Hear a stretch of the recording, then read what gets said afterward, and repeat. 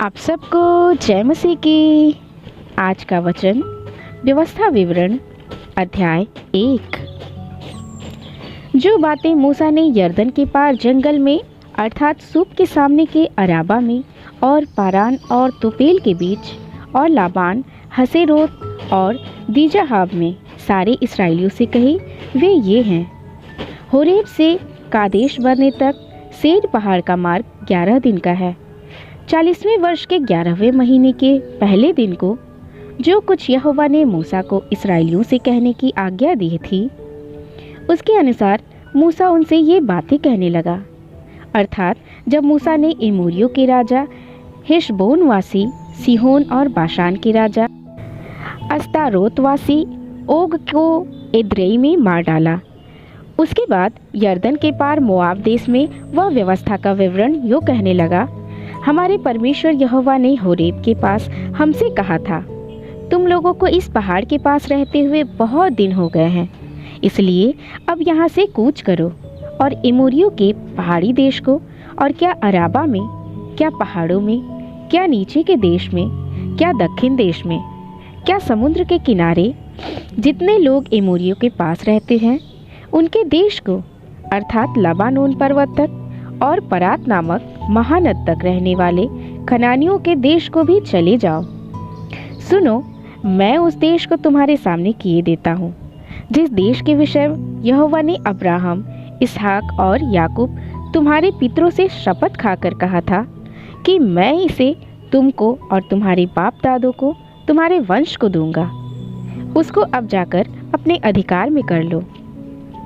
फिर उसी समय मैंने तुमसे कहा, मैं तुम्हारा भार अकेले नहीं उठा सकता, क्योंकि तुम्हारा परमेश्वर यहोवा ने तुमको यहाँ तक बढ़ाया है कि तुम गिनती में आज आकाश के तारों के समान हो गए हो। तुम्हारे पितरों का परमेश्वर तुमको 1000 गुना और भी बढ़ाए और अपने वचन के अनुसार तुमको आशीष भी देता रहे। परंतु तुम्हारे झंझट और बोझ और झगड़े रगड़े को मैं अकेला कहाँ तक सह सकता हूँ। इसलिए तुम अपने अपने गोत्र में से बुद्धिमान और समझदार और प्रसिद्ध पुरुष चुन लो, और मैं उन्हें तुम पर मुखिया ठहराऊंगा। इसके उत्तर में तुमने मुझसे कहा, जो कुछ तू हमसे कहता है उसका करना अच्छा है। इसलिए मैंने तुम्हारे गोत्रों के मुख्य पुरुषों को, जो बुद्धिमान और प्रसिद्ध पुरुष थे, चुनकर तुम पर मुखिया नियुक्त किया, अर्थात 1000, 100, 50 और 10 के ऊपर प्रधान और तुम्हारे गोत्रों के सरदार भी नियुक्त किए। और उस समय मैंने तुम्हारे न्यायियों को आज्ञा दी, तुम अपने भाइयों के मुकदमे सुना करो और उनके बीच और उनके पड़ोसियों और परदेशियों के बीच भी धर्म से न्याय किया करो। न्याय करते समय किसी का पक्ष न करना, जैसे बड़े की वैसे ही छोटे मनुष्य की भी सुनना। किसी का मुंह देखकर न डरना, क्योंकि न्याय परमेश्वर का काम है। और जो मुकदमा तुम्हारे लिए कठिन हो वह मेरे पास ले आना और मैं उसे सुनूंगा। और मैंने उसी समय तुम्हारे सारे कर्तव्य तुमको बता दिए। हम होरेब से कूच करके अपने परमेश्वर यहोवा की आज्ञा के अनुसार उन सारे बड़े और भयानक जंगल में होकर चले, जिसे तुमने एमोरियों के पहाड़ी देश के मार्ग में देखा। और हम कादेश बरने तक आए। वहाँ मैंने तुमसे कहा, तुम एमोरियों के पहाड़ी देश तक आ गए हो, जिसको हमारा परमेश्वर यहोवा हमें देता है। देखो, उस देश को तुम्हारा परमेश्वर यहोवा तुम्हारे सामने किए देता है। इसलिए अपने पितरों के परमेश्वर यहोवा के वचन के अनुसार उस पर चढ़ो और उसे अपने अधिकार में ले लो। ना तो तुम डरो और ना तुम्हारा मन कच्चा हो, और तुम सब मेरे पास आकर कहने लगे, हम अपने आगे पुरुषों को भेज देंगे, जो उस देश का पता लगाकर हमको यह संदेश दे कि कौन से मार्ग से होकर चलना होगा और किस किस नगर में प्रवेश करना पड़ेगा। इस बात से प्रसन्न होकर मैंने तुम में से 12 पुरुष अर्थात गोत्र पीछे एक चुन लिया, और वे पहाड़ पर चढ़ गए और इश्कोल नामक नाले को पहुंचकर उस देश का भेद लिया, और उस देश के फलों में से कुछ हाथ में लेकर हमारे पास आए और हमको यह संदेश दिया, जो देश हमारा परमेश्वर यहोवा हमें देता है वह अच्छा है। तो अभी तुमने वहाँ जाने से मना किया, किंतु अपने परमेश्वर यहोवा की आज्ञा के विरुद्ध होकर अपने अपने डेरे में यह कहकर कुड़कुड़ाने लगे, यहोवा हमसे बैर रखता है, इस कारण हमको मिस्र देश से निकाल ले आया है कि हमको एमोरियों के वश में करके हमारा सत्यानाश कर डाले। हम किधर जाएं? हमारे भाइयों ने यह कह के हमारा मन को कच्चा कर दिया है कि वहाँ के लोग हमसे बड़े और लंबे हैं और वहाँ के नगर बड़े बड़े हैं और उनकी शहरपना आकाश से बातें करती है, और हमने वहाँ अनाक वंशियों को भी देखा। मैंने तुमसे कहा, उनके कारण भय मत खाओ और तुम ना डरो। तुम्हारा परमेश्वर यहोवा जो तुम्हारी आगे आगे चलता है, वह आप तुम्हारी ओर से लड़ेगा, जैसे कि उसने मिस्र को तुम्हारे देखते तुम्हारे लिए किया। फिर भी तुमने जंगल में भी देखा कि जिस रीति कोई पुरुष अपने पुत्र को उठाए चलता है, उसी रीति हमारा परमेश्वर यहोवा हमको इस स्थान पर पहुंचने तक उन सारी मार्ग में जिससे हम आए हैं उठाए रहा।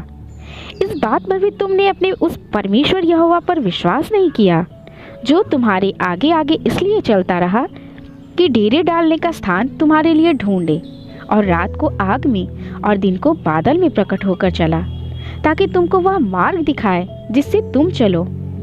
परंतु तुम्हारी वे बातें सुनकर यहोवा का कोप भड़क उठा, और उसने यह शपथ खाई, निश्चय इस बुरी पीढ़ी के मनुष्यों में से एक भी उस अच्छे देश को देखने न पाएगा जिसे मैंने उसके पितरों को देने की शपथ खाई थी। यह पुण्य का पुत्र काले भी उसे देखने पाएगा, और जिस भूमि पर उसके पांव पड़े हैं उसे मैं उसको और उसके वंश को भी दूंगा, क्योंकि वह मेरे पीछे पूरी रीति से हो लिया है। और मुझ पर भी यहोवा तुम्हारे कारण क्रोधित हुआ और यह कहा, तू भी वहां जाने न पाएगा। नून का पुत्र यहोशू जो तेरे सामने खड़ा रहता है, वह तो वहां जाने पाएगा, इसलिए तू उसको हियाव दे, क्योंकि उस देश को इस्राएलियों के अधिकार में वही कर देगा। फिर तुम्हारे बाल बच्चे जिनके विषय में तुम कहते हो कि ये लूट में चले जाएंगे, और तुम्हारे जो बच्चे अभी भले बुरे का भेद नहीं जानते, वे वहां प्रवेश करेंगे, और उनको मैं वह देश दूंगा और वे उसके अधिकारी होंगे। परंतु तुम लोग घूमकर कूच करो और लाल समुद्र के मार्ग से जंगल की ओर जाओ। तब तुमने मुझसे कहा, हमने यहोवा के विरुद्ध पाप किया है, अब हम अपने परमेश्वर यहोवा की आज्ञा के अनुसार चढ़ाई करेंगे और लड़ेंगे। तब तुम अपने अपने हथियार बांधकर पहाड़ पर बिना सोचे समझे चढ़ने को तैयार हो गए।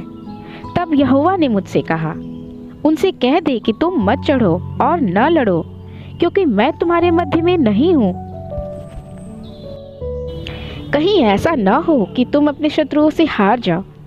यह बात मैंने तुमसे कह दी, परंतु तुमने न मानी, किंतु ढिठाई से आज्ञा का उल्लंघन करके पहाड़ पर चढ़ गए। तब उस पहाड़ के निवासी एमोरियों ने तुम्हारा सामना करने को निकलकर मधुमक्खियों के समान तुम्हारा पीछा किया, और सेईर देश के होर्मा तक तुम्हें मारते मारते चले आए। तब तुम लौटकर यहोवा के सामने रोने लगे, परंतु यहोवा ने तुम्हारी न सुनी, न तुम्हारी बातों पर कान लगाया, और तुम कादेश में बहुत दिनों तक पड़े रहे, यहाँ तक कि एक युग हो गया।